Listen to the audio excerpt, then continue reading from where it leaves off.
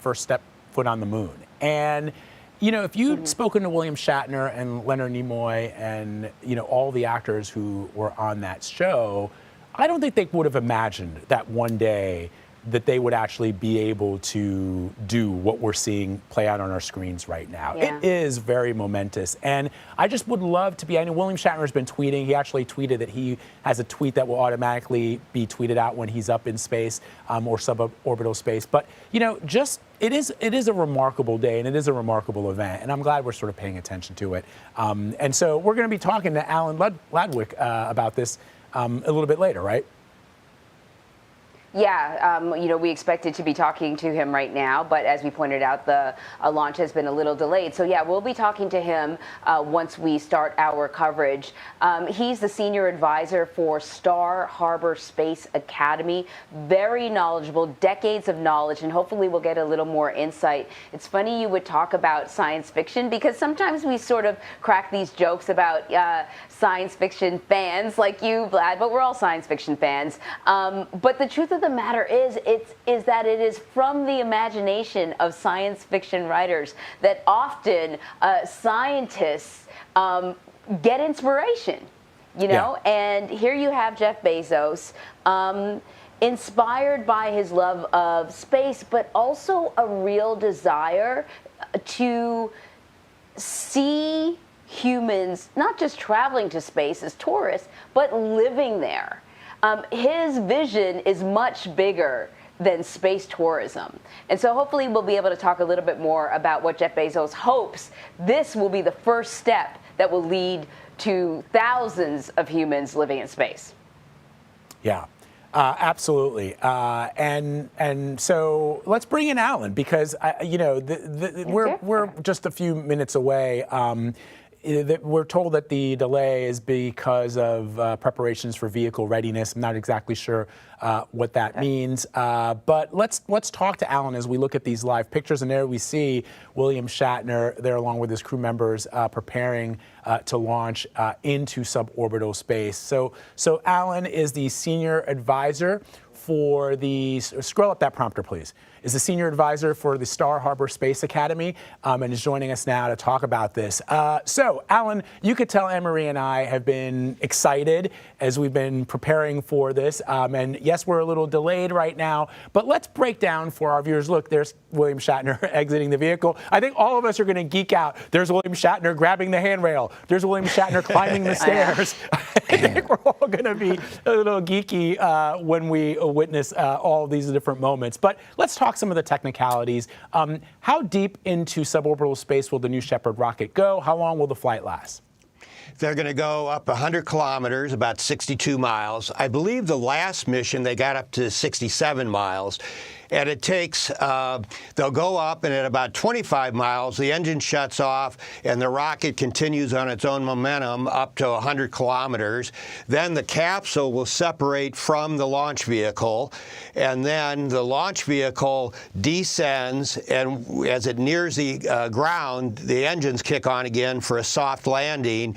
The capsule with the crew members on board will be in suborbit for about 10 to 11 minutes. They'll experience 3 to 4 minutes of weightlessness, and during that time, they'll get a chance to unstrap from their seats, float around in the cabin. Now, remember, this cabin is designed for 6 people, and this flight only has 4, so they have a little bit more room than future flights might have. And during that time, they'll have the thrill of weightlessness.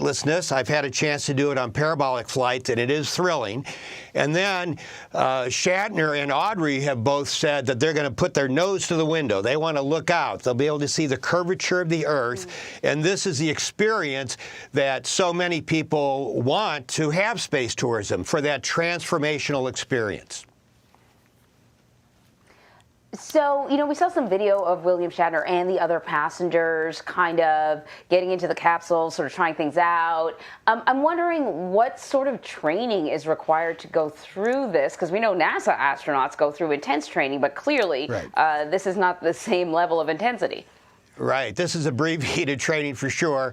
It officially is for 2 days, although since there was a launch delay, I think they got a third day in, and they say it's for about 14 hours. And mainly it's to go over safety systems of the vehicle, what to do in case of an emergency. It's to familiarize them with the unexpected. What's that noise? What's that vibration I'm feeling? And then thirdly, how to act in a weightless environment. You don't want to be flaying around. You want to have slow, gentle movements. You don't want to kick your partner in the head with your foot. So there's that aspect. And then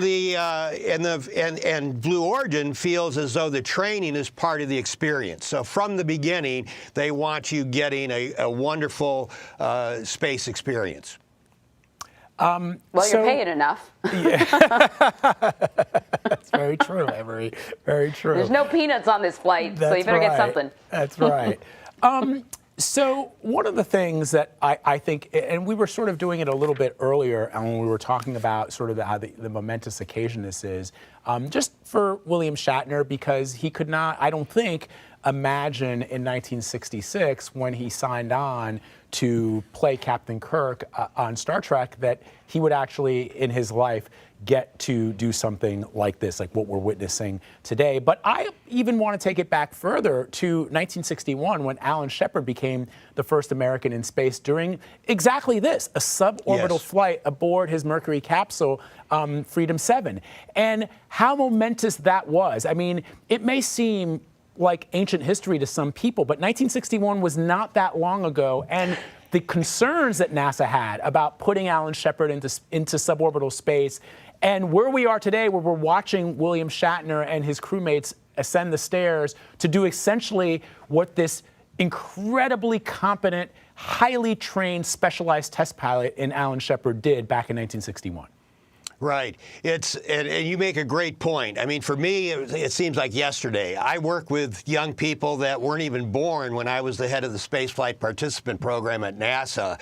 And so to them, this is all ancient history.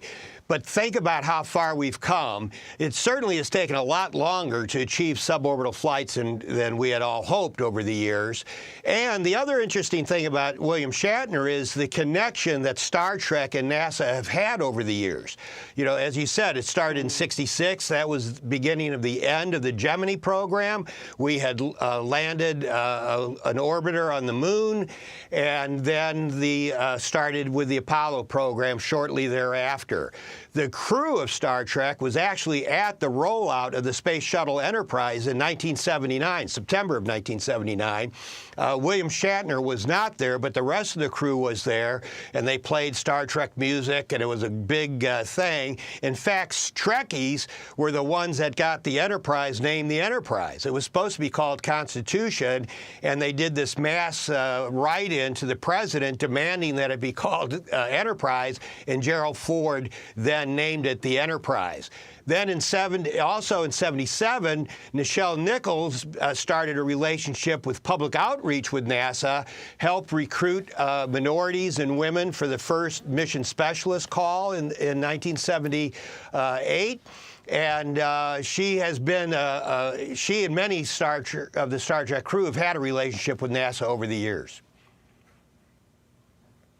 I'm curious how you feel about this idea of space tourism. You know, one of the seats on Blue Origin's first space flight was auctioned off for $28 million. I mean, I think part of how this is being sold to us as the general public that's helping to make us all giddy is that space is becoming more accessible. But at $28 million, it's really not that accessible to most people. You know, what's your take on this overall 3 billionaires racing to get us into space? Some people say, you know, you could spend that money somewhere else. Do you think this is a good thing for, you know, not just millionaires who can afford it, but for humanity as a whole? Well, first of all, I think it is a good thing for humanity. And over the past 70 years, the public has made it known that they want to have a suborbital experience, be able to see Earth from above. As I say, it's a transformational experience. People hope that it'll change their consciousness, have them come back and think about Earth in a different way. I have followed space tourism for many years. I was the head of the space flight participant program at NASA for the Teacher in Space, Journals in Space. If I can put in a shameless plug, I've written a book about the history of space tourism, See You in Orbit, Our Dream of Space Flight. And why do people think that they were going to get to fly? Because for the last 70 years, we were told by industry, visionaries, government officials, the media, that our ticket to ride was just a rocket away, and it wouldn't be long before we'd all get to fly. Now, the cost of it is the bump in the road right now. And yes, the first people are going to pay a lot of money. People are outraged that billionaires, it's a billionaire playground. Look, billionaires spend a lot of money on things we don't like. So space is just one more of those areas. But it's going to enable other people to get to go eventually. Perhaps not as soon as we'd like, but even in these first flights, a lot of people of non-wealth have flown. There were the employees from Virgin Galactic. The last flight, you had Wally Funk, who is not a person of wealth. Inspiration 4 that went up last month with a SpaceX mission. The billionaire that paid for that brought along 3 people not of wealth and raised $200 million for St. Jude's Children's Research Hospital. So it's kind of a phony argument about the costs at the moment, because I do think through corporate promotions, through competitions, through the generosity of wealthy people, other people are going to get to fly. Alan, before we wrap up and share some other news with our viewers, I want to ask you something about what you said a little earlier. The notion that, I mean, I've gone and I've looked at reports and even material from NASA from the 1960s and 70s that did imagine by the time Neil Armstrong first walked on the moon that we would have entire space colonies up there. I don't know if you'd call it tourism or some version of Westward Ho, pioneerism that was, so prevalent in this country in the 18th century. And yet you pointed something interesting out. You said that it's taken this long just to get to the point where we're sending tourists up to suborbital space after Alan Shepard first did it back in 1961. NASA even drafted this artist, and his name was Rick Giudice. I think I'm not saying his name right, but Giudice, to draft up these photos and these paintings of what life would look like when we colonized the moon. So what happened? Why have those things been delayed over the course of the last 60 years? Well, certainly visionaries have had a great outlook of what they would like to see and what could happen. In Collier's magazine from 1952 to 1954 had an 8-part series on the future of space, and it brought that vision and image of space to the public for the first time. Von Braun was a great visionary. Talked about flotillas to Mars, colonies on other planets. He even one time talked about vacationing on Venus, for goodness sakes. And the reason it's taken so long is because it's expensive. It's dangerous. It's not an easy thing to do. When the shuttle was first being developed, they said it would fly 60 times a year, would only need 3 astronauts, and that there'd be space for 4 passengers. Of course, that never happened, and as things went on, the 60 flights went down to 40, went down to 30, went down to 20, went down to 10. The number of astronauts went from 3 to 4 to 7, and we were able in 1985 with the Spaceflight Participant Program to select a teacher to go, and the next category was for a journalist, but that was canceled because of the accident. So people have been working on this. Blue Origin was formed in the year 2000, Virgin Galactic in 2004. They've been dedicated to making this happen all that time. It has not happened as quickly as people have said. I can tell you one thing, when a space person tells you something's going to happen in such and such year, double it. Because but normally, Alan, so I will say, Anne-Marie and Alan, one of the things that I've been thinking about, and this goes to Anne-Marie's question about, billionaires in space, right? I wonder, when, Alan, you say that it was expensive, which is why, we never really were able to personify or to see the optimism and the futurism that was predicted, I wonder if it had less to do with the cost and more to do with the fact that the Soviet Union disintegrated. Let's remember that part of why we got into the quote-unquote space race in the beginning was, yes, to obviously, there was a certain level of, we want to showcase American ingenuity and our technology and dominance, if you will, on the geopolitical sphere. But we had a main competitor that was also spending to achieve the very same goals. Once the Soviet Union collapsed, it almost feels as if it became, well, why should we spend all this money? We're not competing against the Soviet Union. And now, what's wrong with a couple of billionaires really entering into that level of competition again, where you've got Bezos and Branson and whoever else wants to get into the game all competing to do the same thing? Maybe competition is what's required to get us to that next level. Exactly. Competition is required. And meanwhile, when the Soviets changed their focus, they were still a partner in the International Space Station. NASA still did great things with shuttle launches, with planetary expeditions. We've been to all the planets with our spacecraft, with aeronautics that NASA does. And now the focus has to be on the private sector for space commercialization, and that's why you have these people competing. In fact, right now, there's 100 launch companies out there. They're not all going to fly people. A lot of them are going to fly spacecraft and things, uncrewed vehicles, but there's a lot going on. And by the way, although the Soviet Union disintegrated, the Russians were the ones that did space tourism first. They sent crew members up to the International Space Station against the wishes of NASA and the European Space Agency, and they flew about 7 people up, including Dennis Tito, the first person who went up in 2001. So it's interesting to me that the capitalist Americans have taken so long to catch up to space tourism. Yeah, and I was thinking, the end of the Cold War also brought with it, actual international cooperation when it came to the space programs. It was the Soyuz program that sent, astronauts up to the International Space Station. And now what we're seeing is private industry taking that over, hopefully. Speaking of private industry, because you said you've been following the space tourism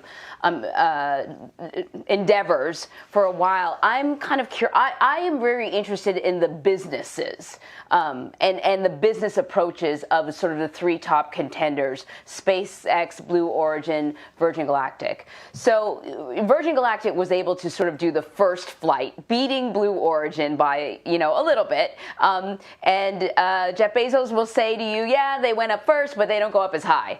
We go higher. So I'm curious, your take on just how important a successful second flight this quickly ahead of, whatever Virgin Galactic may be planning. SpaceX is not really interested in space tourism right now. It seems like it. But how important for this business model is having a successful second launch this quickly for Jeff Bezos' push into space tourism? Well, I think sustainability, reliability, and frequency is very important for any business. So this is great. It's clearly a genius marketing move to invite William Shatner as a guest, because normally we don't really care that much or follow seconds. But by gosh, we're following this one, and this is going to perhaps overshadow the first one for Blue Origin. So it is important. Virgin has announced just yesterday, I believe, that they're going to be flying again soon with some more of their senior managers and then eventually other passengers. They've got over 600 people that have signed up and put deposits down for flights.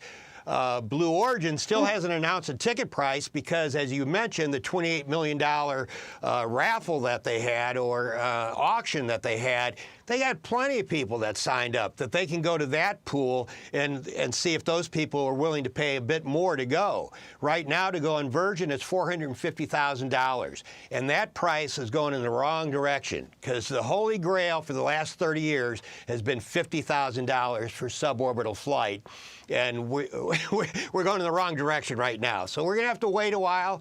I do think the cost will come down. I do think we'll see breakthroughs with technologies and sustainability, but I don't think it's going to happen as quickly as we'd like. Meanwhile, Elon Musk is focused on going further out, and he is interested in tourism. He's got a Japanese billionaire that's going to go up in December to the space station, and then he has already sold that individual a ticket to go around the moon, to orbit the moon, and that guy is going to take 8 to 12 people with him, people of non-wealth, and that was scheduled for 2023. Whether or not it happens that quickly, we'll have to wait and see. So, Alan, you managed NASA's Citizens in Space program in the 1980s. What was that program like? How did you envision it? And how does what we've seen in the last couple of years with Bezos and Branson and Musk and all these guys, what do you is that what you envisioned when you had that Citizens in Space program? Who was going to pay for Citizens in Space? Like, how would I have participated in the space program under your program? Under that program, we were hoping to fly perhaps 3 to 4 people a year in different categories. So the first was the teacher, the second was the journalist. We were looking at an artist as the third, which was a very challenging category to figure out. I mean, how do you select an artist? You know, who's an artist? I do found art objects on the side with art. Would I have applied? You had a NASA artist program. They thought they should be the only ones to get to go. But there were other categories. Nurses wrote to me, and they felt they were communicators. Why weren't they selected to go? I really hope one of these current billionaires fly nurses or people that have helped us through the pandemic. Would be a wonderful venture to move forward on. So NASA had hoped to keep that program going. Clearly, after the accident, everything got put to the side. The journalist program got down to 40 finalists, but we had to cancel the program after that. And then it really wasn't NASA's job to fly tourists. You know, in the Space Act, we're supposed to do a lot of things, and flying tourists wasn't one of them. So it should have always been the commercial sector, and that's what we envisioned. We had hoped that the private sector could pick up on the technologies being developed by NASA and go out and create that service and capability. And in fact, that's exactly what these 3 current companies have been doing. So that was the direction. But even in the 80s, we had proposals from private companies. They wanted to put a cargo capsule in the cargo bay of the shuttle that could seat up to 40 people. And they could charge $1 million a seat if they could lease that from NASA. Another company called Society Expeditions was going to build their own spacecraft. And they wanted to fly in the 500th anniversary of Columbus, and they were only charging, I think it was $50,000. Of course, the spaceship never quite got built. They never made it. But there were a lot of people that looked at this. There were people looking at privatizing the space shuttle. So this idea has been around for a long time. It's not new. People have wanted to go for a long time. In the 1920s, people wrote to Robert Goddard when he wrote his theoretical paper about a rocket to the moon to volunteer to go. It is something that people want to do. Listen, Alan, I want you to settle a bit of a debate that has been happening since the first Blue Origin flight and the Virgin Galactic flight. Astronaut, passenger, space tourists. Who are these people? We were just kind of listening into the comms check that was happening, and Blue Origin calls them astronauts. But I have heard the argument that you have to be part of a NASA program to be an astronaut, but not all astronauts ever go into space. So what do you call these people? Are they passengers? Are they astronauts? What are they? Well, as somebody tweeted, I got involved in this discussion on Twitter one time, and somebody tweeted me, said, call them what they are, wealthy. You know, if you're paying this much to go, I guess you can call yourself whatever you want. There's official rules from FAA about who can be called an astronaut, about the fact that you're only up for 11 minutes. Do you really qualify to be an astronaut? I can't go there. I have other things that I'm interested in and worried about, and I refuse to get sucked into that debate. They can call themselves whatever they want. That's funny. That's really That's interesting. great. Hey, we just want to point out that I think we just saw Jeff Bezos closing the hatch there. Yeah. All 4 of the good. passengers are inside the rocket. They were doing comms checks, but there is a delay. This was supposed to happen about 15 minutes ago. Now it looks like it should be happening in about 15 minutes. So we've been chit-chatting as we've been waiting for them to fine-tune everything. Nothing major, right, Vlad? It had something to do with the with some of the vehicles on the ground. Yeah, Nothing it was to some do kind of with vehicle. weather or the rocket or anything. Yeah, exactly right. It was some kind of vehicle maintenance that they were working on. As you say, Anne-Marie, we just saw Jeff Bezos close the hatch. We saw him earlier speaking to the crew. And, you know, that's kind of exciting. You know, Jeff Bezos, this is clearly, you know, the amount of money and investment and manpower that he's put into this to see this happening now is probably very, very, very cool for him, even though he also got a chance to participate in this last month. We have been speaking to Alan Ladwick, who's an author and who's had years of experience working with NASA. He's joining us now to talk about this. And just, I think we're about 15 minutes exactly away from the launch of this spacecraft. And at one point, we may pause to listen in to the actual Blue Origin feed, because we can hear the Blue Origin feed that is happening as we're having this discussion. And Vlad, can I mention just... And let me also take this opportunity to welcome Oh, our Vlad, new viewers. I think the clock has stopped. The clock has stopped. Oh, okay. Yeah, you're right. Yeah, there's another hold up. I thought I was having a mini stroke, but it's the clock that's actually stopped, not me. So yeah, but there are new viewers that are joining us, Anne-Marie, as we get closer to the launch of Blue Origin and the launch of William Shatner and the crew to suborbital space. So let me welcome our viewers to CBSN and our live continuing coverage of Blue Origin's launch into suborbital space. As we've been mentioning, the crew is on board, along with William Shatner, of course, best known for his role as Captain Kirk in the original Star Trek franchise.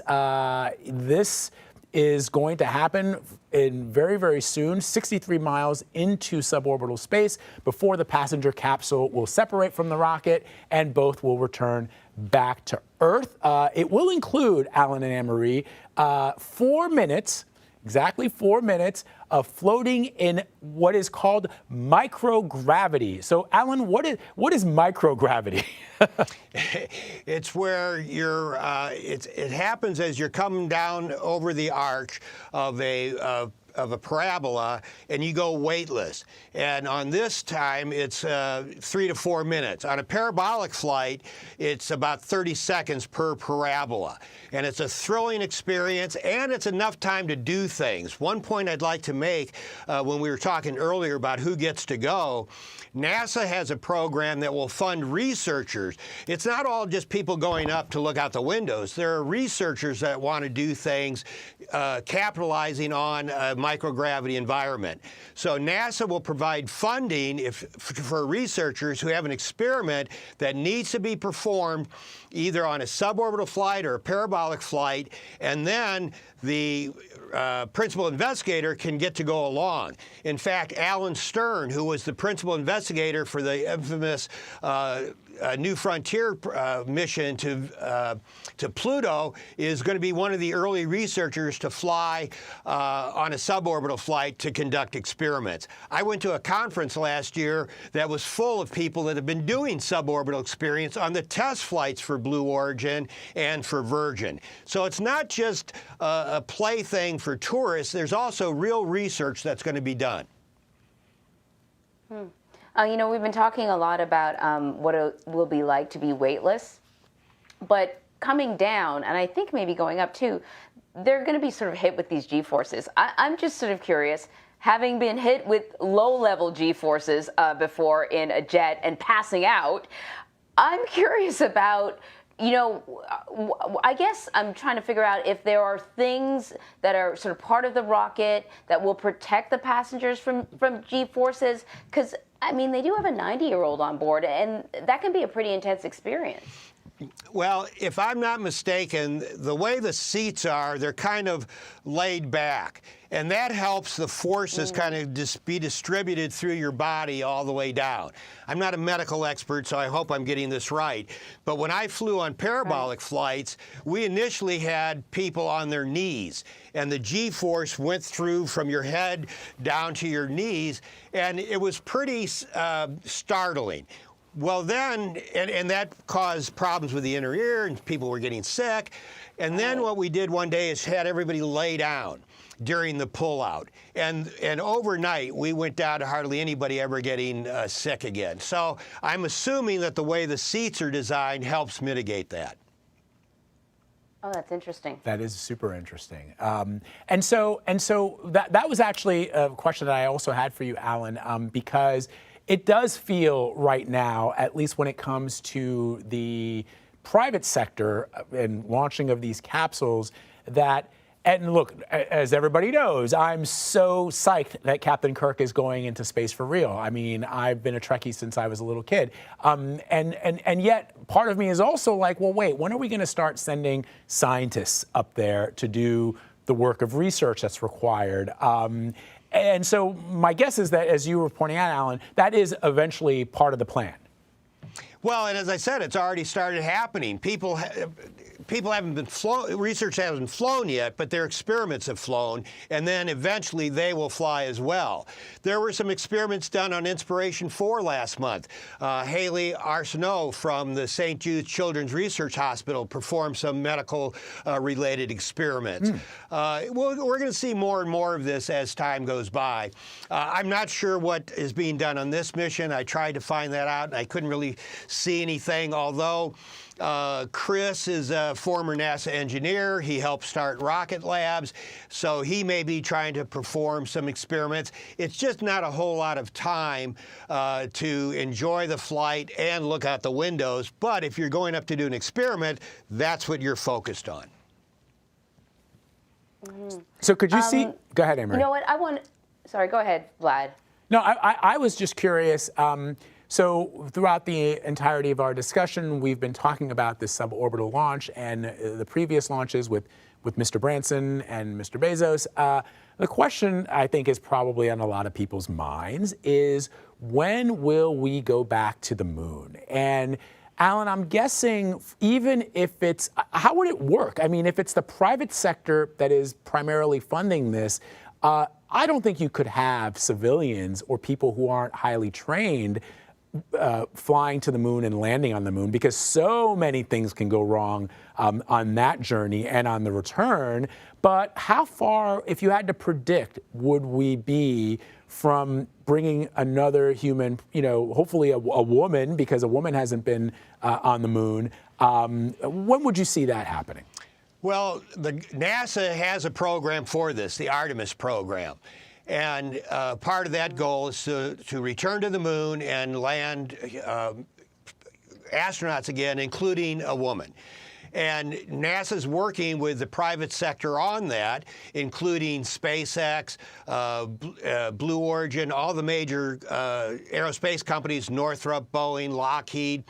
And the launch, as I understand at the moment, should take place with the Space Launch System, which is a NASA vehicle being built.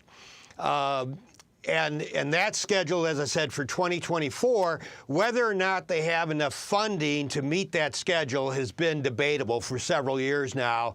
I'm somewhat skeptical they're going to meet the 2024 date, but hopefully within a year or two after that.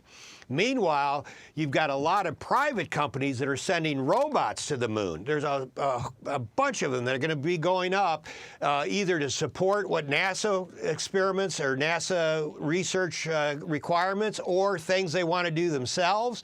And then, as I said earlier, you're going to have an orbiting mission that SpaceX is sponsoring in the 2023-2024 timeframe. At least that's the, as Elon Musk likes to say, his aspirational goal. Well, so sometime within the next public-private sector. Sorry, go ahead. Sometime within the next 5 to 6 years, I believe we will have returned people to the moon. Just sort of springboarding off of that and the conversation about the public and private sector kind of working together. Alan, isn't Blue Origin suing NASA, particularly over that rover program that they felt they should have gotten the first rover contract? Right. But SpaceX got it, and the lawsuit itself may be holding up the program. Yeah, that's very true. SpaceX won that competition for a lander. Blue Origin was partnered with some other traditional space companies. They felt they should have won, and so he is sued. This is of great angst to the space community because while we all believe in competition, we also think that when a winner is declared, let's go with the winner. Otherwise, it sounds like a presidential campaign, for God's sakes. So we want to move forward, and I don't know. I haven't been able to say on top of the Blue Origin lawsuit or how long that's going to take, but it is evidently causing some delay. You know, the notion that big egos. Yeah. Well, speaking of that, Anne-Marie and Alan, I mean, it is interesting as we talk about the possibility of actually landing another human being on the surface of the moon, that there were many sort of comparisons made in the early days when these gentlemen started to engage in this sort of modern space race, right? Using their billions of dollars to build rocket ships that could take people into orbit, that they were sort of like modern day royalty. If you recall, back during the Age of Enlightenment and the Age of Discovery, I mean, it was mostly kings and queens, primarily in Europe, that, you know, sent out these explorers to the New World to bring back untold riches and knowledge and understanding and animals and plants and so forth. But they never, you know, Queen Isabella herself never took a ship to the New World. Louis XIV never traveled to America. And yet here you have, I can only imagine that, you know, if you're Jeff Bezos or you're Richard Branson, that you're going to want to be the one that goes to the moon, right? But how likely is that? It sort of goes back to my original question, which is, I would just imagine, Alan, that you would really, it just would not be, unless you trained for it for a number of years, it might not be feasible to send somebody up into space to walk on the moon if you haven't had that kind of specialized training over many years. Oh, a great point, Vlad. Certainly, the first people that go, the first humans that go back to the moon will be NASA-trained astronauts. And whether or not some of the crew members will be from other countries, I think is yet to be determined. I'm not exactly sure. So it has to be that kind of professional level of training because it is going to be a challenging and dangerous mission. Nonetheless, you have people like Elon Musk who say, well, he's going to take 100 people to Mars after the year 2030 on his spaceship. What kind of training are they going to have?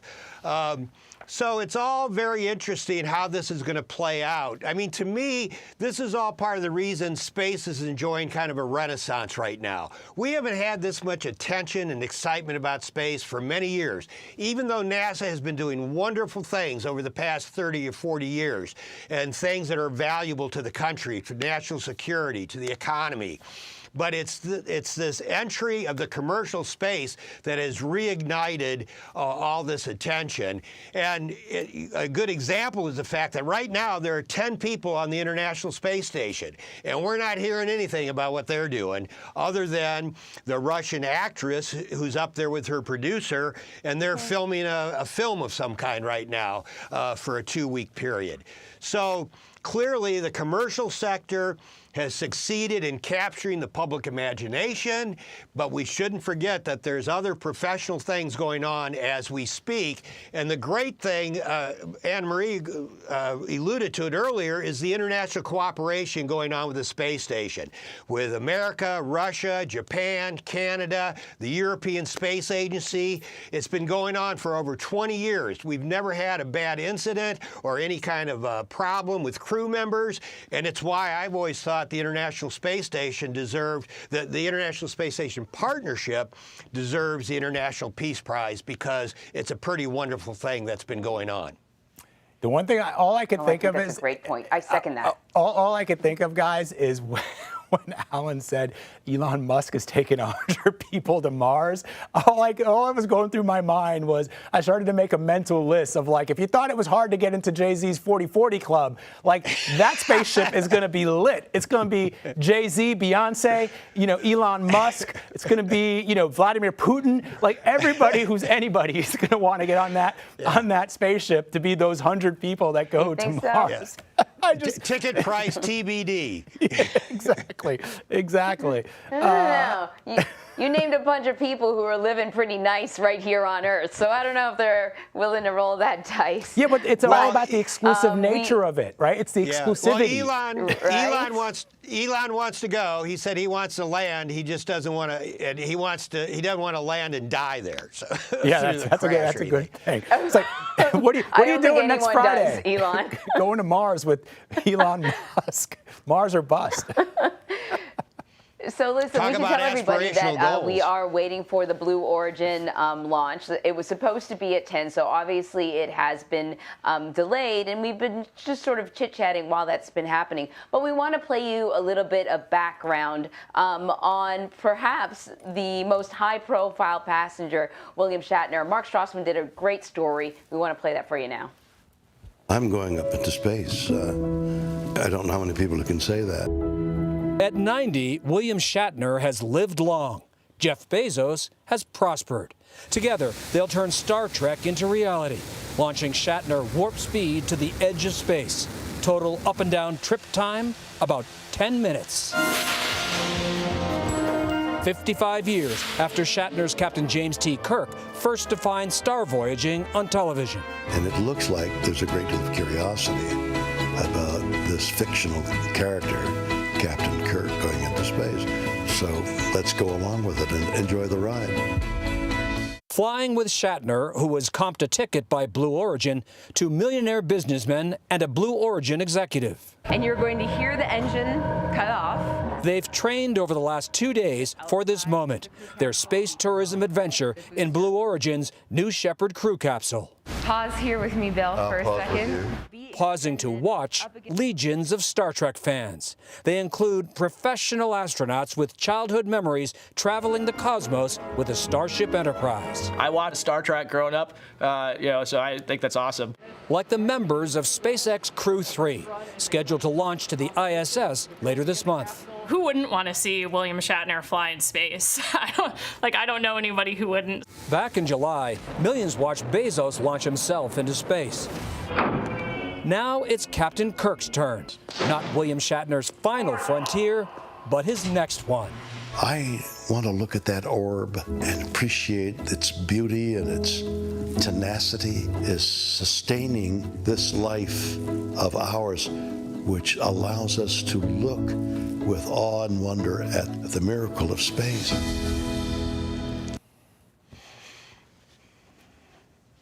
All right. So we want to welcome anyone who's just tuning in right now. We are awaiting the launch of Blue Origin's second space tourism launch. 4 passengers on board, including William Shatner. There has been obviously a delay. It was scheduled to launch at 10, and now obviously we're about 33 minutes beyond that, and the clock is not moving. We're not quite sure exactly what's going on in terms of the delay. The initial delay had to do with maintenance of vehicles, but we're getting no new information right now. All 4 passengers are in the seats, though. We saw Jeff Bezos close the hatch, and so they are ready to go. Hopefully, we will see a launch today because it's already been delayed an entire day. But listen, Alan, I thought it was really interesting listening to William Shatner wax poetic about space, which he does quite often, and he did quite often on Star Trek.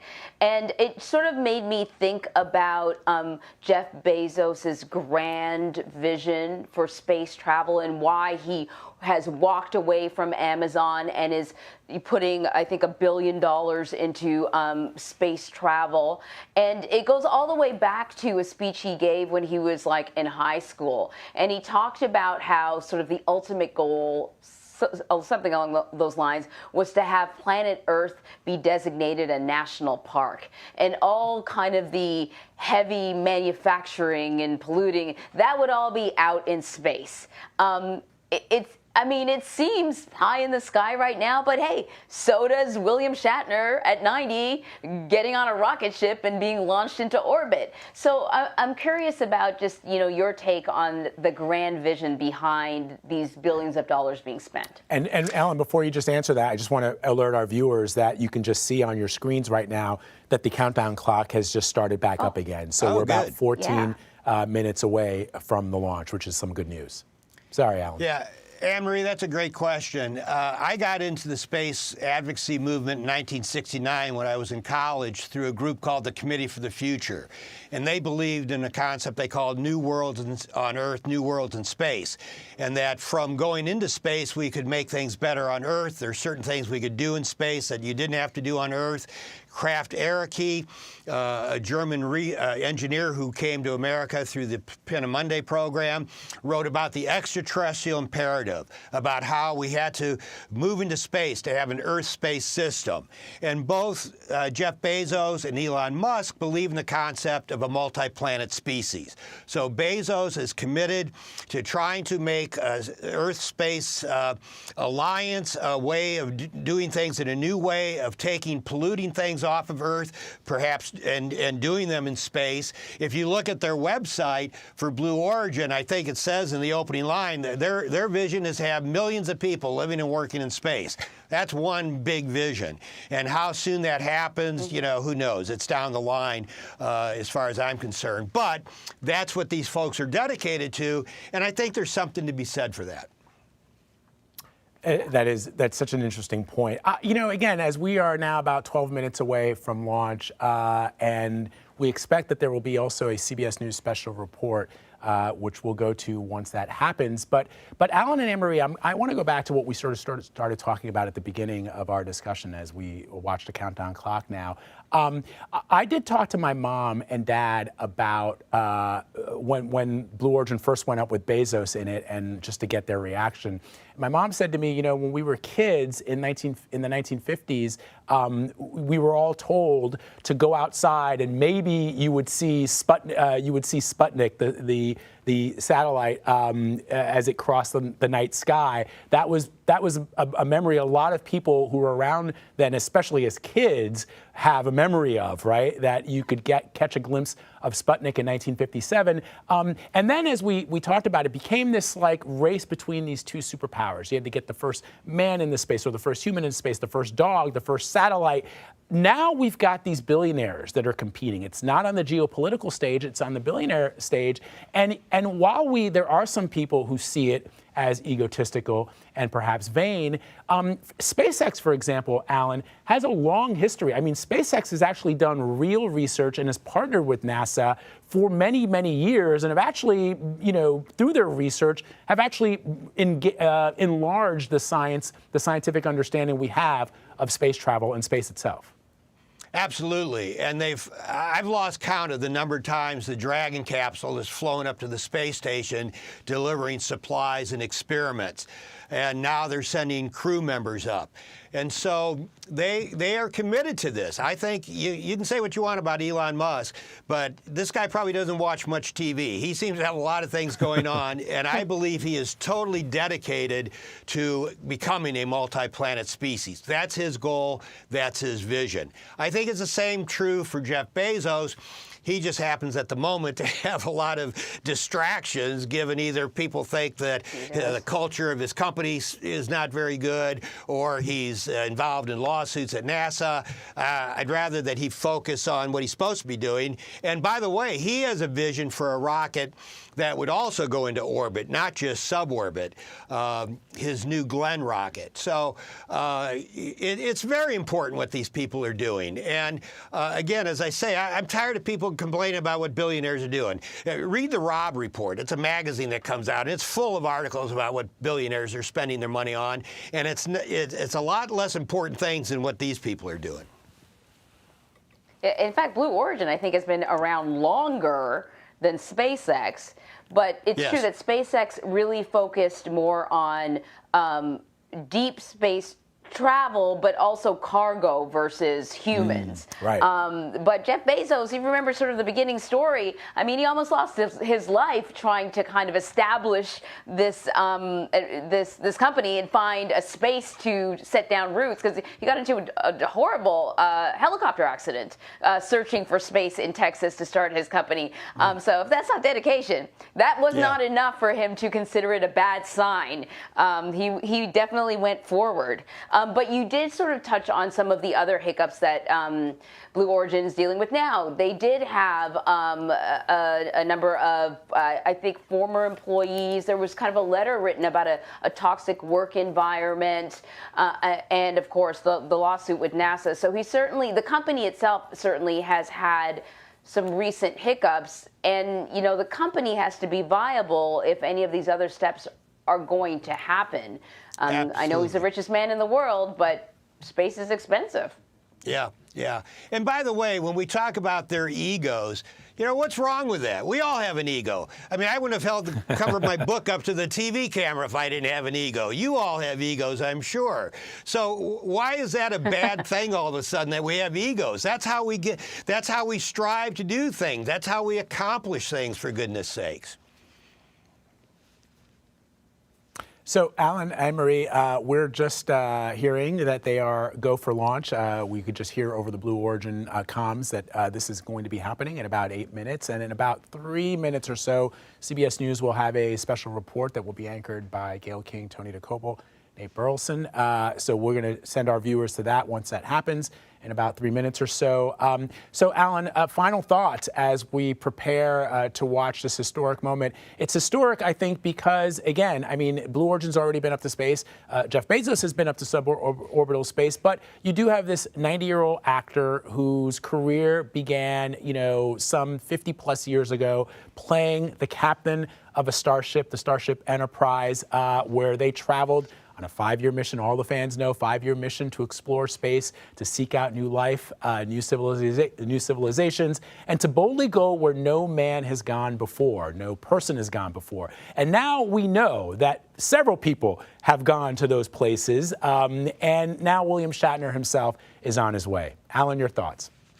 Well, we all know William Shatner's story. That has been what's drawn us to this mission. But don't forget, the other 3 crew members have important stories as well. I would encourage your viewers to look up some information about them.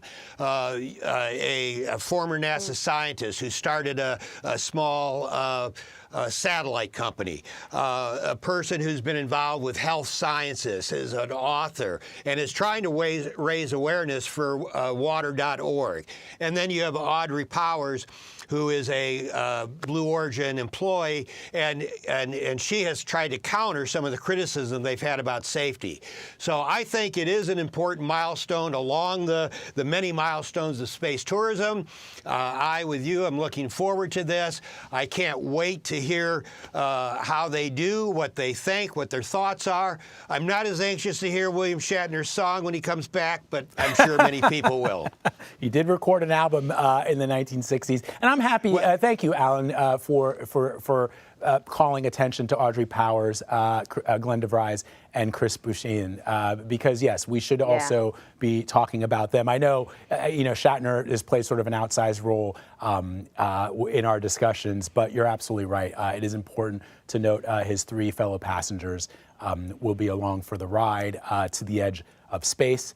Liftoff is scheduled now for about 5 minutes, and our special report is set to launch, if I can use that word, in just a few seconds. We're going to have a CBS News special report to cover the launch of Blue Origin into suborbital space.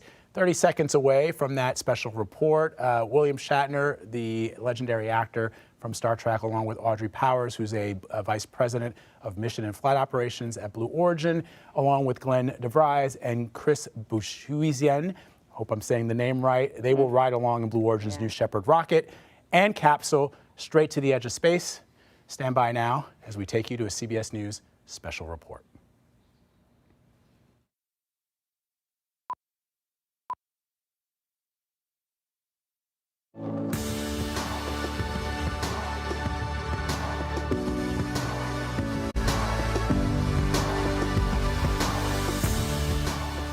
This is a CBS News special report, the latest Blue Origin space launch. I'm Gail King with Tony DeCopel and Nate Burleson. We're a go for launch. We just heard those words a couple of seconds ago. We are about to see the New Shepard rocket lift off from the Blue Origin spaceport in West Texas. Now, this is the second human flight for Jeff Bezos' space startup. The billionaire and his brother flew on its first trip last month. That was July 20th. This time, 90-year-old William Shatner, we all know him as Captain Kirk from Star Trek, is going along for this ride. He'll be joined by Audrey Powers, Blue Origin Vice President of Mission and Flight Operations, former NASA engineer Chris Bosshausen, and healthcare entrepreneur Glenn DeVres. The 4 passengers boarded the capsule earlier this morning after a one-day delay because of bad weather. There is no pilot aboard this rocket. It is all controlled from the ground. It is all automated, and the flight will last about 10 minutes. We will bring you the flight in its entirety. This is what's going to happen. The 6-passenger capsule will separate from its booster nearly 3 minutes into the flight. At that point, the capsule will fly above the Kármán line. That is the internationally recognized boundary of space. And when that happens, something extraordinary will go on. The reusable booster part of the rocket, the engine, in effect, will deploy its brakes and return to Earth to fly again at some later date. Soon after that, the capsule itself will release its parachutes and begin a roughly 6-minute journey home.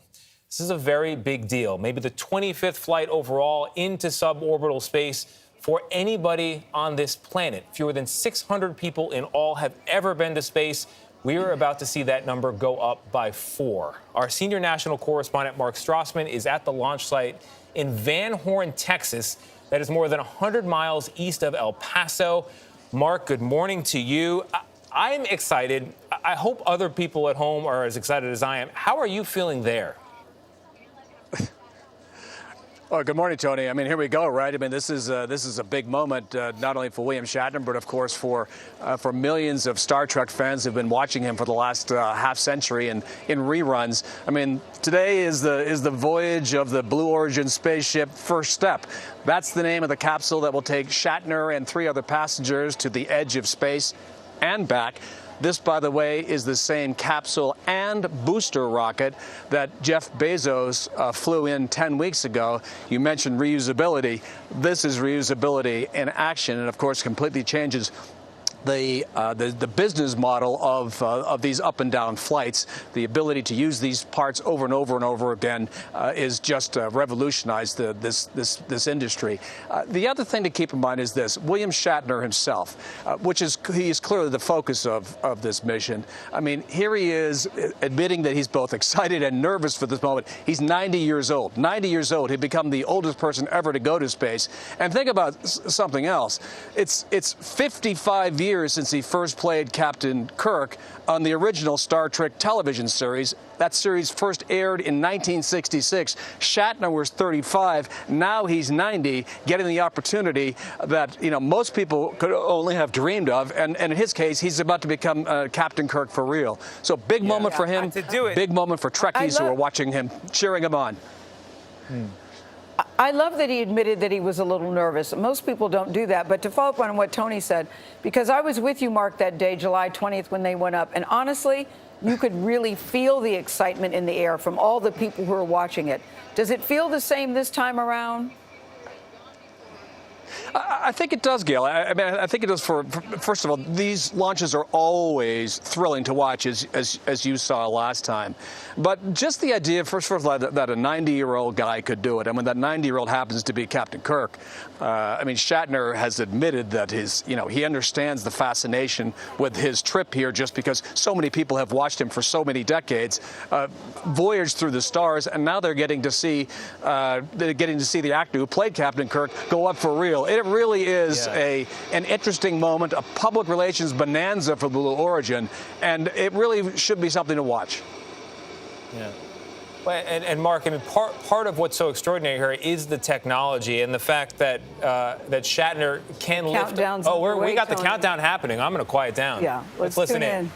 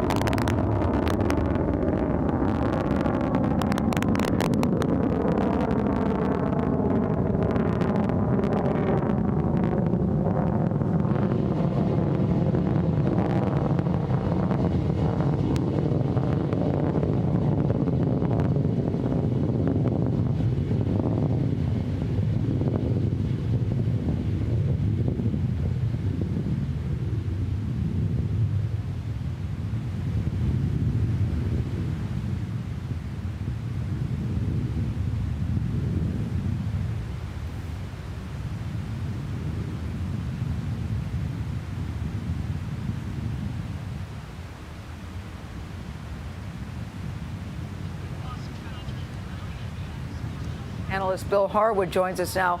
Bill, we've just seen the liftoff. Boy, it's something to see when you see all of that heat and that energy and that thrust.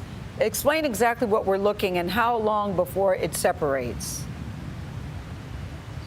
It'll separate very shortly. It only fires for a couple of minutes. It boosts the crew with an acceleration of about 3 times the normal force of gravity.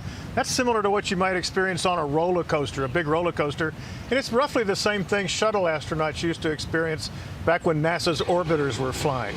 But once the capsule separates, and that'll be coming up momentarily, the crew will be weightless about that point, all the way up through the top of that trajectory, more than 62 miles up. They'll get those fantastic views out the windows of the New Shepard capsule as it begins descending back to Earth. So quite a ride for Bill Shatner now that he's doing it for real. I know. How did that blast off look to you, Bill? Watching it on TV looked pretty good here as we're sitting here at 1515 Broadway.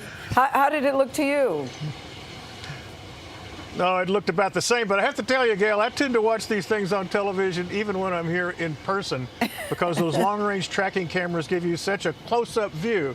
So you're seeing it just as well as anybody else is, so enjoy that. Hey, Bill, you know, when we talk about this as space tourism, that can almost make it sound small, but the mission of Blue Origin and SpaceX, for instance, is so much bigger than something as small as tourism. It's about making us an interplanetary species, about getting us off of Earth, potentially to save Earth. Could you talk a little bit about why people at home who don't understand why this matters should pay attention?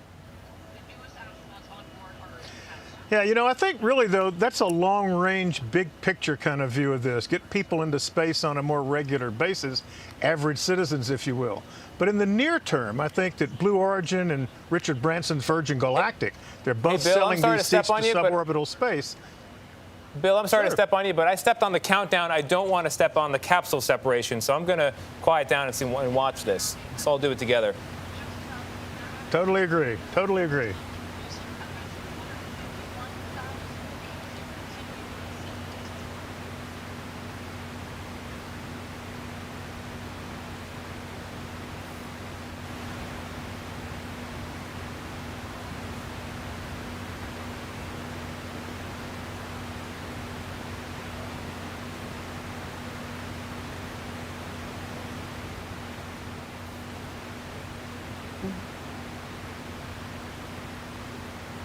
Yeah. Bill, can you explain what we're looking at? I know we're expecting to see a separation. Right now, what exactly are we watching? Well, they have separated. The capsule's above the booster. You're seeing them both in the tracking camera. You remember when the engine shut down on the rocket, they both continue soaring upward, coasting upward, if you will, on a ballistic trajectory. So they're both going to reach roughly the same altitude, the booster a little bit less, and then, of course, it comes down on its own, and the capsule comes down on its own. But right now, the crew should be weightless.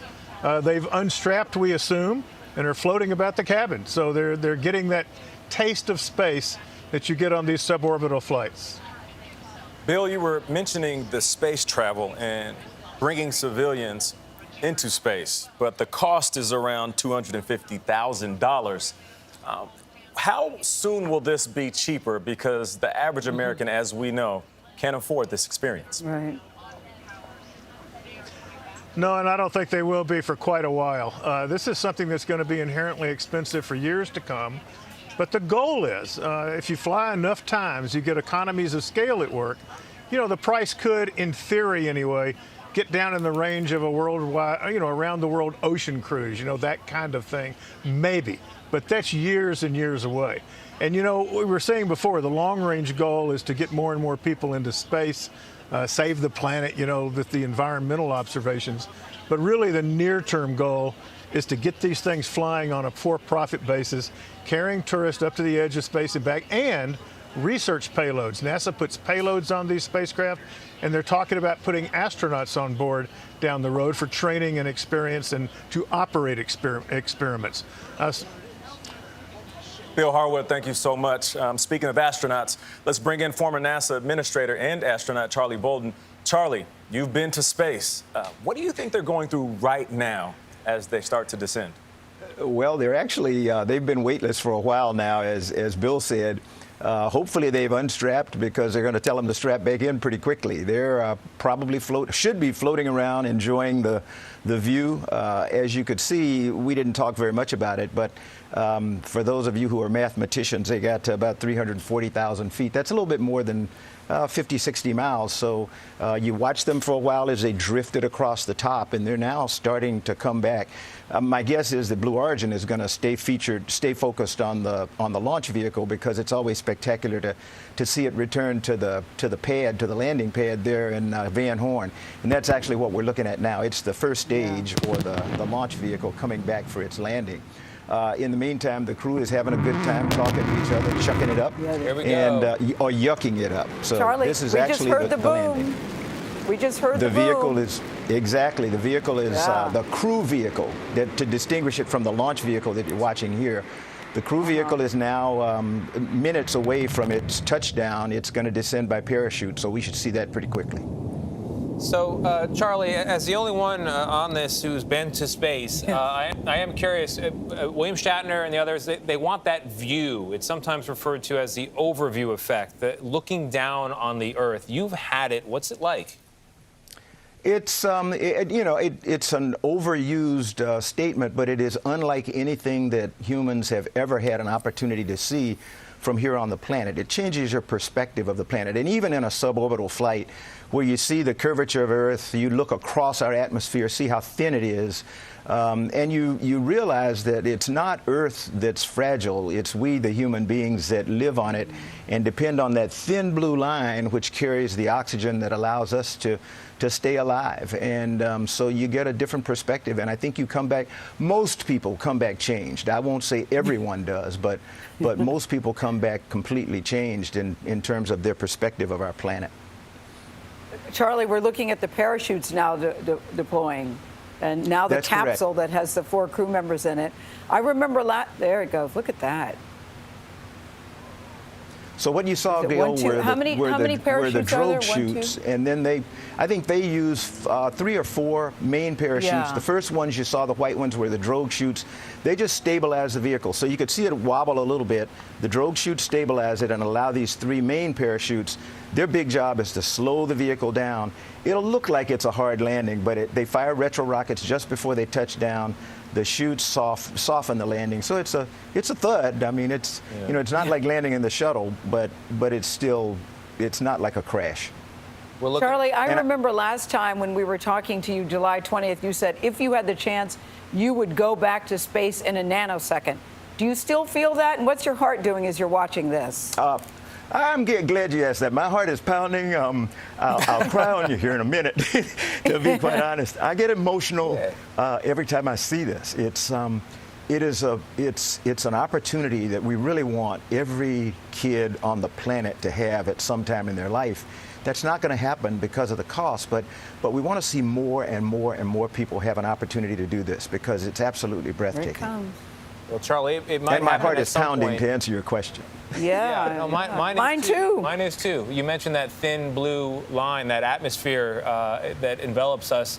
We were talking earlier that it's Jersey Shore. The Jersey Shore is closer or is further away than outer space. It's only 62 miles up, and yet so far away at the same time. So they've got 3 shoots. Let's look. Yeah. Touchdown is coming. Wow. There you go.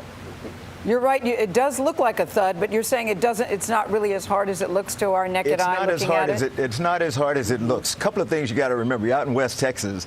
It's a dust bowl. So anything, when the retro rockets fire, they start kicking up dust, and then when the vehicle lands, it kicks up a lot more. So you'll have to ask those guys. I've never been in a parachute landed vehicle. I was always in one that came back and landed like an airplane, like a glider, as a matter of fact. So. Yeah. Now we're told it'll be another 6 or 7 minutes before they actually step out of the cabin. So of course we'll step out of the capsule. So we'll be watching. Mark Strassman, is Jeff Bezos there today? Have you seen him? I would imagine he's there. Yeah, he's here, Gail. In fact, he drove He drove our latest minted astronauts to the pad. He closed the hatch door this morning. He's been very involved with all of this. You know, this is still a very new moment for Blue Origin as a company. They need this to go well, and today, by all appearances, it has gone well. I mean, we're going to have to see and hear from the 4 passengers on this flight, make sure that everything checks out. But it sure seems like Bezos has another cause for a victory lap here today. But again, he was here. He's very involved. And you know, when you get in, when Bezos himself drives you to the launch pad, I think you're getting VIP treatment at that point. You got no cause to be griping about anything. All right, let's go back to CBS News senior space analyst Bill Harwood. He's with us again. Well, Bill, it was one short flight for man. Is it one giant leap for the space tourism industry? Well, it's another big step. You know, every time they do this, they gain more and more confidence. They convince more and more people that this is something that can be safely done. And I think the fact that William Shatner's on board, the 90-year-old person, just flew to space. I mean, that's kind of, I don't know that I ever would have imagined that when I started covering space back in the early 1980s. I watched Star Trek as a teenager in high school, and I don't have words for what it is to see that guy go up into space. It's quite a moment. I know. I agree with you, Bill. Think about the 2 men that are with him, because they both said, look, we watched Star Trek growing up. So imagine how they're feeling. They watch William Shatner growing up as Captain Kirk, and now they're sitting side by side with William Shatner in this capsule.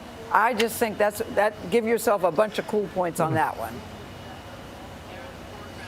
Oh, absolutely. You know, there's a lot of criticism in some quarters about billionaire flights and the cost of doing all of this, but I haven't found anyone who was upset about William Shatner flying in space. It's almost universally appreciated kind of thing. And I can't wait to see video of Captain Kirk floating inside that capsule. Now, Bill, I have scored 40-plus TDs during my 11-year career in the NFL, but I'd trade them all in for this type of touchdown after leaving Earth. Yes, I would in a heartbeat. Would you? Guys, I'm all the way in. Blue Origin signed me up. But as we're looking at them land in the end zone, I guess I call it right now, how do we get them out of the hatch? What is the next step for everybody inside? Well, you know, the first thing is there'll be an initial medical check. They'll make sure everybody came through the flight in good shape. They'll help them climb out of the capsule. This is not like astronauts coming back from 6-month stays on the space station when their muscles have atrophied and they can't walk and things like that. They're going to come off. There'll be a welcoming group of folks at the capsule to say welcome back to Earth. And, of course, they'll do some media events later in the day, we're sure. But I guess that, you know, at this point, it's a matter of just celebrating this long-awaited goal.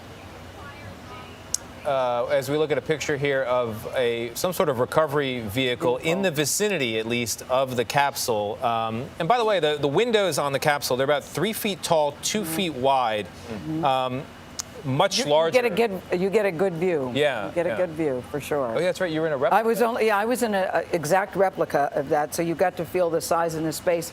And it's interesting that it's roomier. It's more roomier than you think it is inside. Yeah. And the window is ginormous. So I can only imagine. You know, we have to wait for Blue Origin to release the video. Being in the replica is one thing. All you got to do is take the next step. Oh, no, listen, I will be there cheering you on, Nate, when you go. Well, look, I admire the people that do it. I really do, but this just is not Gail, for me. But it's fascinating. It is fascinating. But the technology is so good now that all it takes is 7 flights of stairs. Yeah. And you need to get there, to get into the rocket, and then 3 Gs on the way up.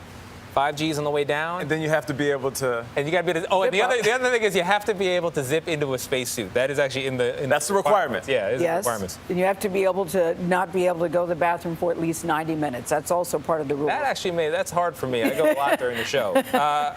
As we wait to see the... Patty is shaking her head. Yep. Yes, it is hard for him. Can confirm, everyone says. Let's go back to Mark Strassman, who's at the launch site in West Texas. Mark, every time Blue Origin succeeds on one of these flights, it is a rebuttal to any criticism that they disregard safety or that they have a culture problem. But those are recent criticisms and claims. Can you talk about the state of that matter here today? There was a report by about roughly 20 current and former Blue Origin employees who alleged a number of things: toxic work environment, harassment issues, and then also safety concerns. The report was not long on details. Blue Origin has, of course, denied that any of that is an issue, and I think one of the ways that they would probably try to prove their case is by saying Jeff Bezos himself rode on his company rocket to the edge of space. If he had genuine safety concerns, would he have risked his life in that way? So today looks like another rebuttal, as you just said, Tony. Yeah, and as you're talking, as we're listening here, they're pulling out the very low-tech iron staircase to the very high-tech space capsule. Always comes in handy, Tony, in the desert. Always comes in handy. Stool, you need a steps. Sure. Yep. A little step ladder. And we should, in a matter of moments, get our first glimpse of these newly minted astronauts. Yes. Well, we saw the crew approach the capsule and go around, run around it at every window, and give thumbs up to see if everybody was coherent and talking. And so far, we can't tell, but so far it seems that everybody's happy with how this has gone. Indeed. You know, the more you look at it, they do make it, Nate, look easy. I'm still not there yet.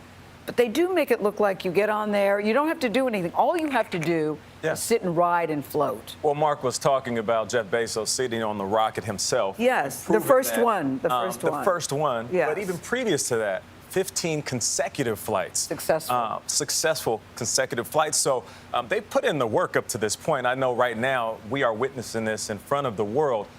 But previous to this, behind the scenes, they have been putting in work for 2 years plus on orbital travel. And I think the key, Gail, is if you're sitting at the top of that rocket in that little capsule, you've got to somehow put out of your mind the fact that you've got 110,000 pounds of thrust behind you in liquid fuel, and it's a pretty big explosive device. That looks like Jeff Bezos right there. We have him there. We heard Mark say that he drove them there, so of course he's going to be there to greet that's them. him. Yeah. That looks like him. There he Double is, giving a thumbs thumbs up. Checking all the windows. Yeah, going to the windows, walking around. It's just amazing to think that 25 years ago, this guy's selling books on the internet, and now he's doing this. Well, he said, listen, that he's loved space as a little boy. He feels very passionate about this and really does want to make a difference in the space industry and space world. Well, that's why I keep going back to the bigger mission here. It's not just about tourism. This is about the future of humanity. Yeah, it really is. I remember in 1999, I was a college student. My summer job was working in a warehouse, a little place called Amazon, where I was taking books off shelves and putting them into delivery trucks. And Jeff Bezos would show up. And I thought back at that moment that I don't know how successful this is going to be. It's just books. Should have bought some stock, Nate. I should have walked up to Jeff and said, hey, in 20 years, can I hop on that rocket with you? Yeah. Well, I mean, you helped Amazon make a profit, and that profit is now being put to good use here with this additional company that Jeff Bezos thanks, Tony. I never looked at it that way. You were a co-investor in space travel, Nate. And didn't even know it. Didn't even know it. Didn't even know it. All right, do we see the passengers yet? Not yet. Not yet. Nope, the door's still closed. The boom mics are out. The cameras are on the shoulder. The first one to arrive was Sarah Knight, who was the trainer for the astronauts to check on them to see how they're doing. And it looks like everybody is doing fine. I can't wait to see the video that Blue Origin's going to release of them floating in space. I mean, are we taking any bets on if William Shatner said Captain Kirk, or if somebody said beam me up, or if somebody said, what are the Star Trek phrases? He has a knack for He's got a great sense of humor. Yeah, he's got a great sense of humor. Good line in the right moment. I think there's a decent chance they might have had to bleep something, because that's how he rolls. But sometimes you're in such awe that you can't find the words. You're having a human experience in a very inhuman environment, and who knows what you're going to say. That is what's so incredible about this experience and what we're witnessing and this new era that we're entering. Okay. Hey, Bill Harwood, can you help us understand why it takes so long to get them out? They're on the ground. They've got the steps there. It's not a matter of just opening the door and come on out, people. It's not that simple, clearly. Well, no, it really is fairly simple, but they got to safe those parachutes. They disconnect Here we them go. so they Jeff's can't, got a key of some catch sort the here. Wind and there you go. He's opening. He closed the door right before launch, and now he's opening it to get the crew out. Let's see if we can hear anything.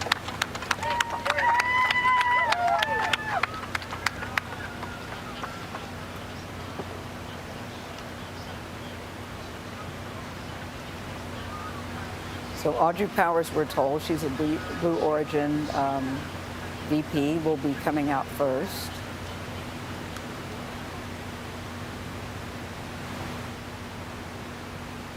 Followed by Captain Kirk himself, William Shatner. There's Audrey. There's Powers. Audrey. Right, Audrey? Clapping along with Huge smile on her face, as expected. There's Audrey Powers, a big. So amazing. There he is. Mr. Shatner. A hug. It's a strong embrace. Our customer.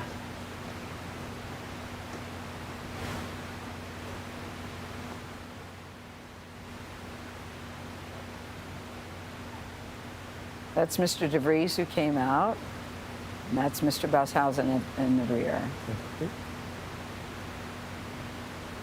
William Shatner is saying something to the assembled cameras, but we can't pick it up. Yes, CBS does not have a microphone there. They wouldn't let us come. But congrats, another feather in the cap. You know, their symbol is that feather. Yeah. That's their symbol. So another feather in the cap for Blue Origin. They went up safely, they came down safely. The pace of this, feeling pretty good. We are able to get some audio? I never expected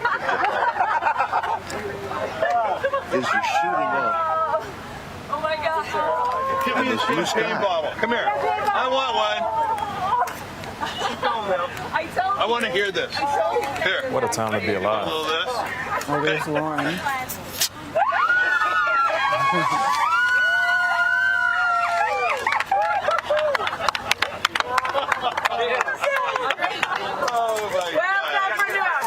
Champagne shower. The champagne showers have begun. Shatner looks like he's got something on his mind. He's in a reflective mood there. The hugs are slow. He's clearly thinking about something. I'm very interested to hear what he has to say. Something tells me he's going to share it with us. They're going to have a news conference a little bit later on. Everybody. I'd like to hear it too, then.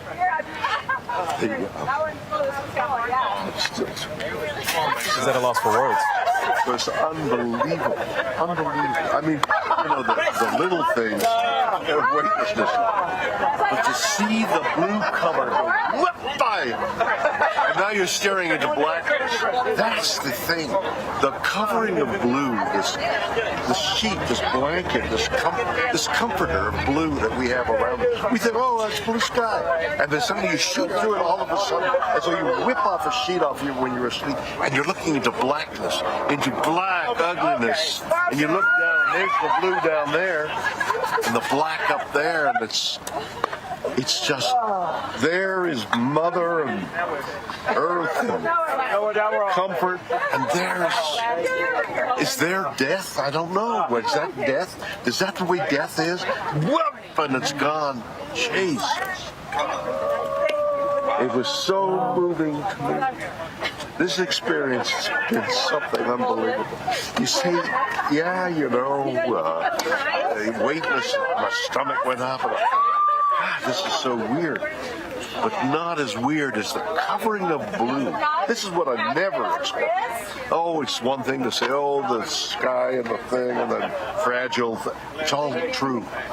But what isn't true, what is unknown until you do it, is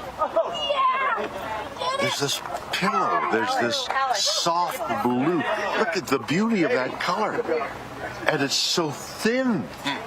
And you're through it in an instant. It's I'll think is it. I mean, the atmosphere. Is it a mile? 2 miles? I mean, it depends on how you measure, because it thins out like maybe 50 miles. But you're going 2,000 miles an hour, so you're through 50 miles, whatever the mathematics fast. Yeah, really you know, fast. it's like a beat, and suddenly you're through the blue, and you're into black, and you're into, you know, it's mysterious and galaxies and things, but what you see is black, and what you see down there is light, and that's the difference.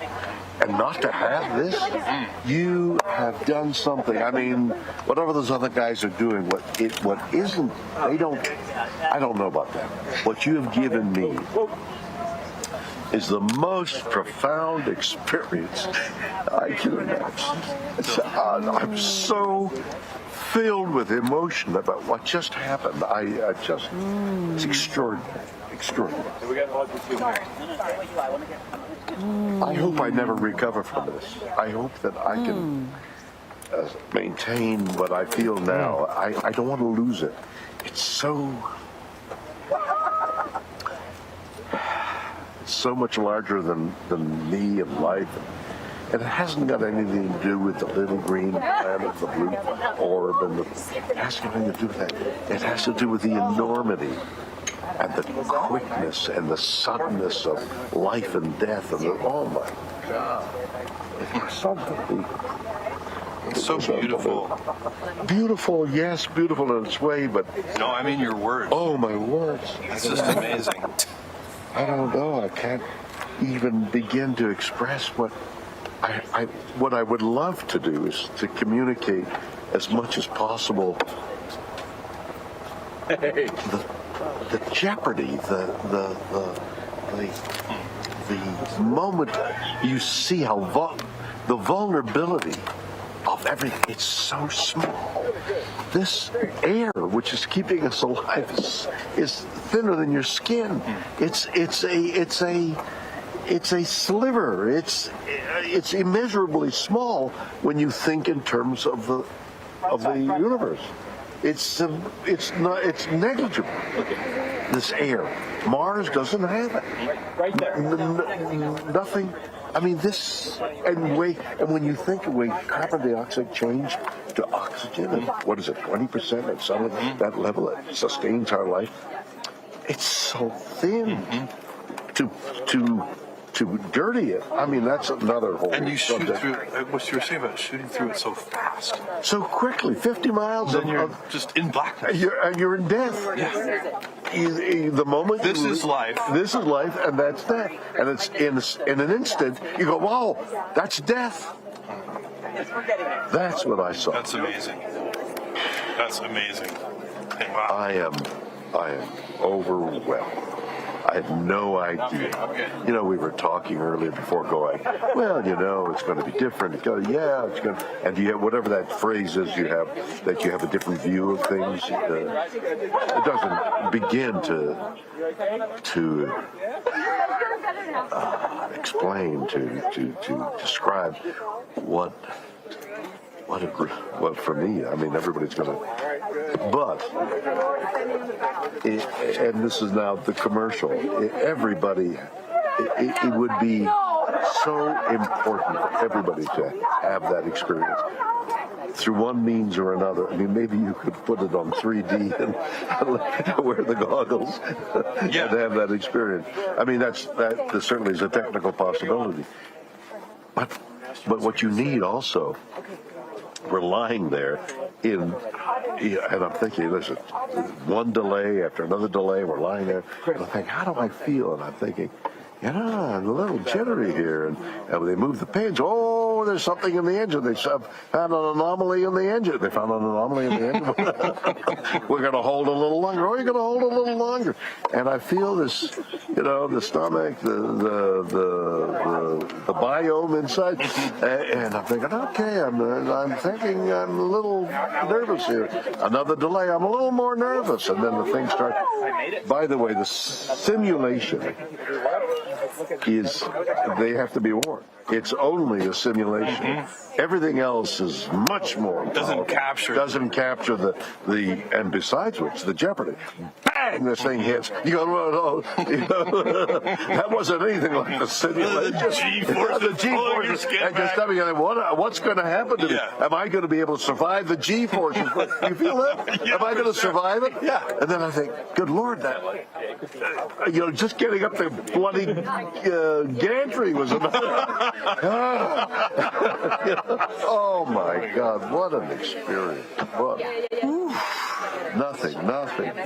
It looked like you had a moment of camaraderie with your we all hugged each other. And you share. It's like being in battle together, really.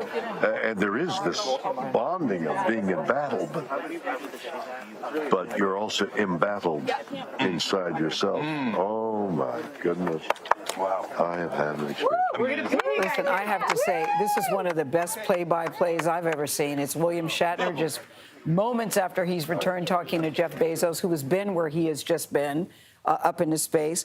But I love what William Shatner just said. Number one, it was very emotional. Yeah. It was very emotional when he said, "You've given me the most profound experience. I hope I never recover."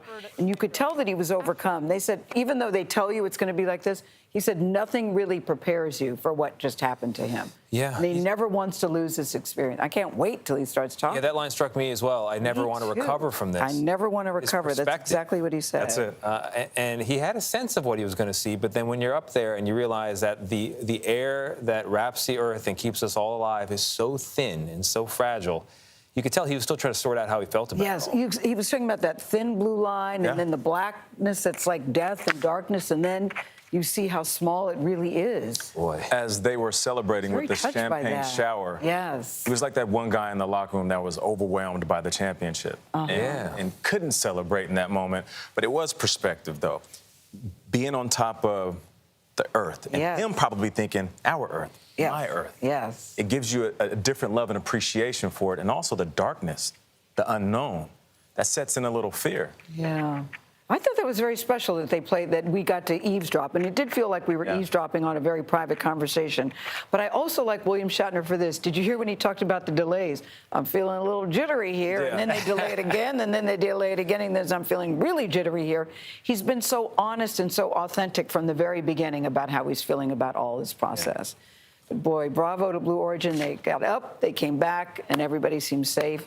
Existential moment. Yeah, it really was. Four more of us have been to space. Yeah, but I don't know. I'm looking. Do I want to do it? Yes.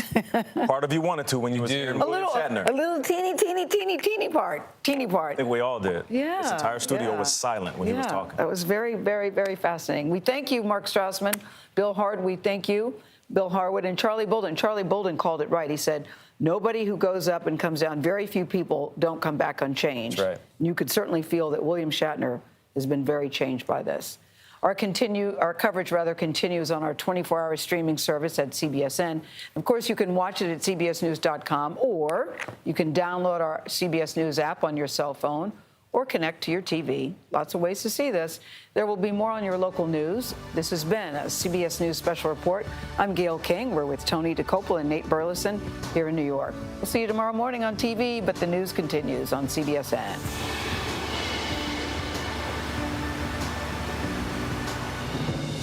For news 24 hours a day, go to cbsnews.com.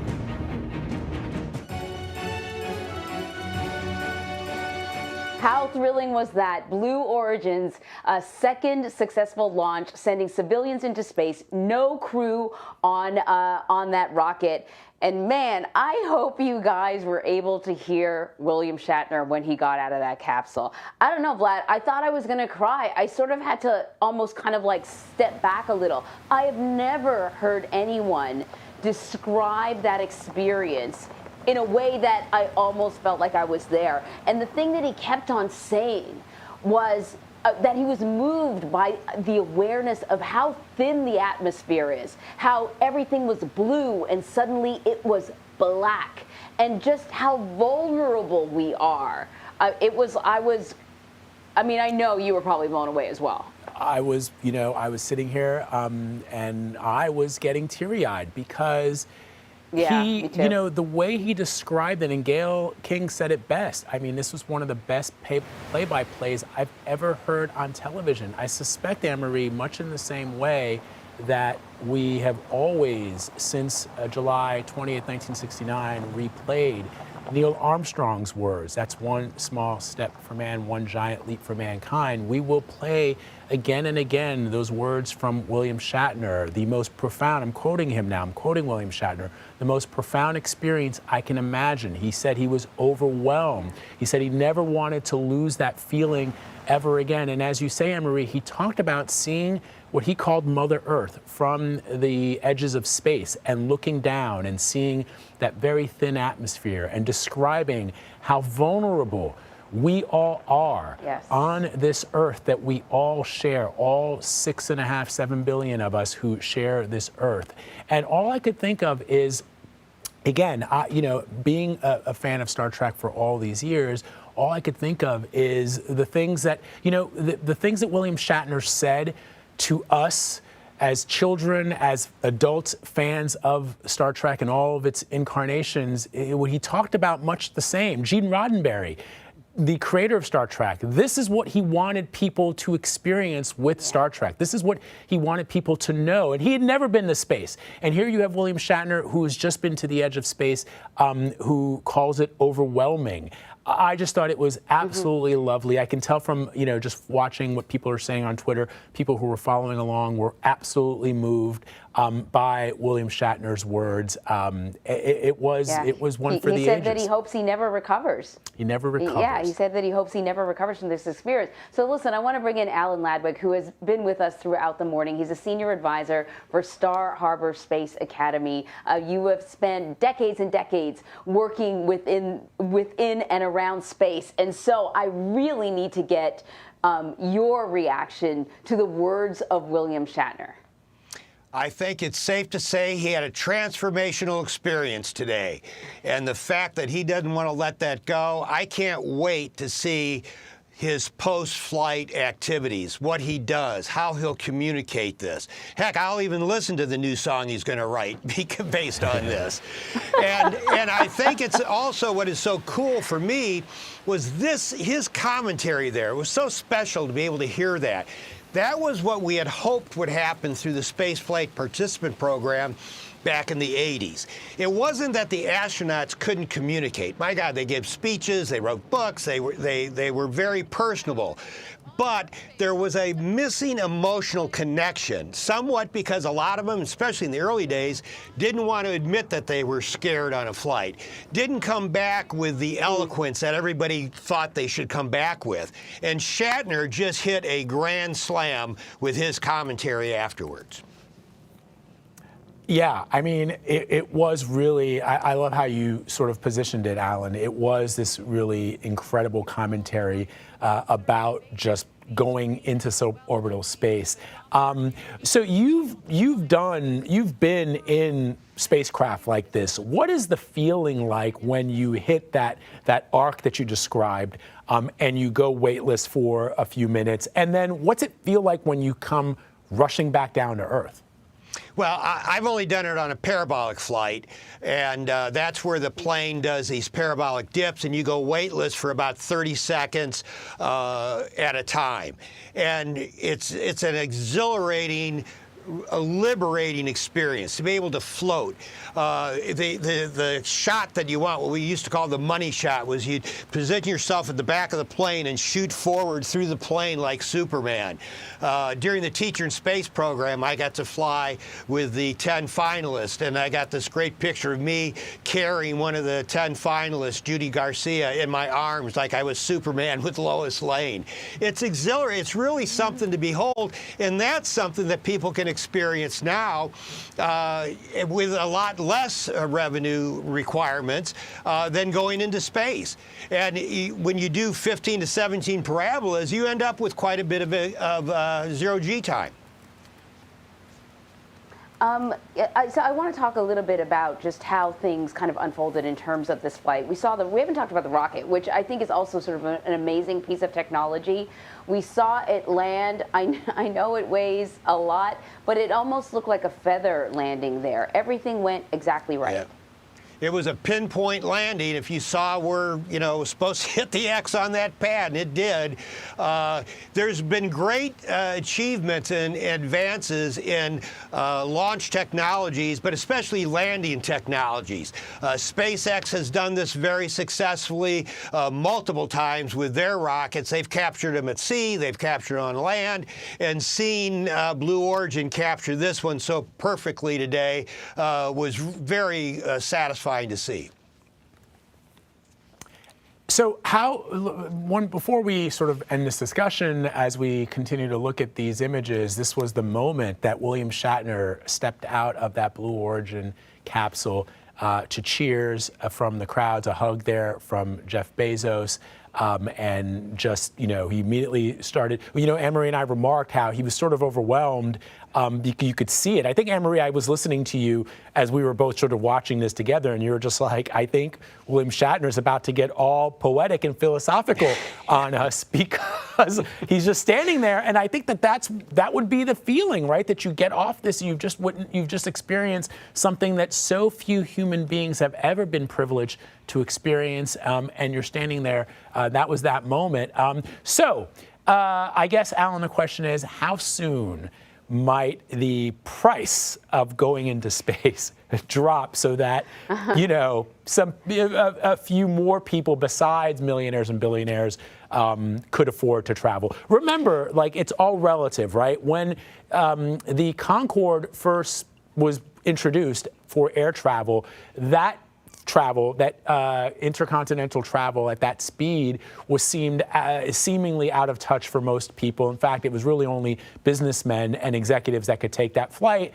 But, if you look at what the price of the Concorde was back in the 1970s and 1980s, and you think about what a first-class plane ticket costs now, prices have come down, in air travel. And so could we see an average American able to afford a flight to suborbital space in the next 10 years?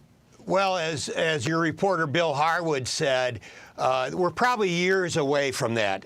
There's a phasing this will go through. We're in the pioneering phase right now. There's a couple more phases before you get to the mass market phase, where you see people coming on board with their sweatsuits and pajama bottoms. We're some years away from that. And sometimes I get in trouble with my space advocacy friends because they say, oh, you're too negative. It's going to happen sooner. Well, maybe, but I have been studying this for about 30 years, and the announcements of when things are going to happen tend to be down the road. I look forward to the price coming down. I hope these companies can find ways to improve sustainability, safety, reliability, improved operations and turnaround time, and that'll help bring the cost down. And as Bill said, the more times they can fly, the more you can spread out the cost. I just think we're probably a good 5 years away from that happening. But another important thing to watch is point-to-point suborbital flights. And that's kind of an area that hasn't been talked about a lot yet. But that's where one of these, they'll have vehicles that'll go, say, from New York to Japan, suborbitally, point-to-point, and maybe that can help bring the cost down. That's probably a different kind of vehicle. It would be interesting. I think William Shatner probably won a bunch of people over who were on the fence about it. Can't wait to see that price go down. And so, Alan Ladwig, it has been an absolute pleasure having you here with us and getting your insight and knowledge. If anyone has a Star Trek itch after listening to William Shatner speak, you did a shameless plug for your book, Alan. I'm going to do a shameless plug for Paramount Plus, because you can watch Star Trek starting with Season 1, Episode 1 with William Shatner at Paramount Plus. Just an idea if you feel like you need more space in your life. Alan Ladwig, thank you so much. Thank you. See you in suborbit. Thank you, Alan. You got it.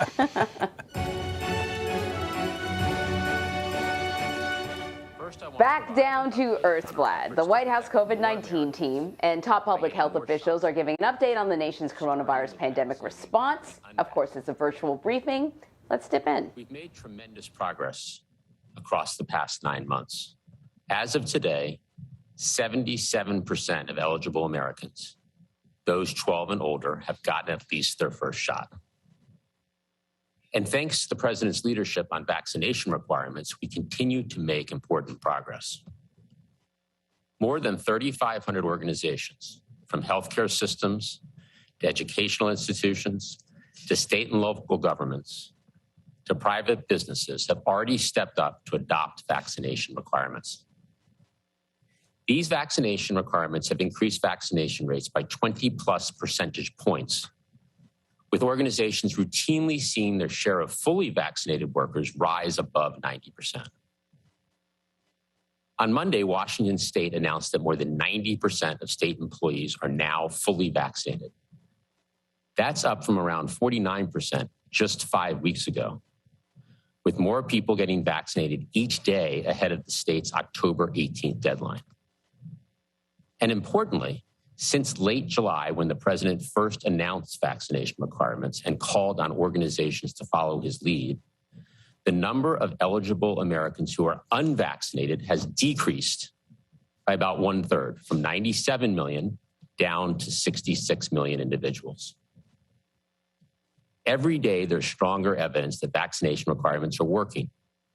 They're driving up vaccination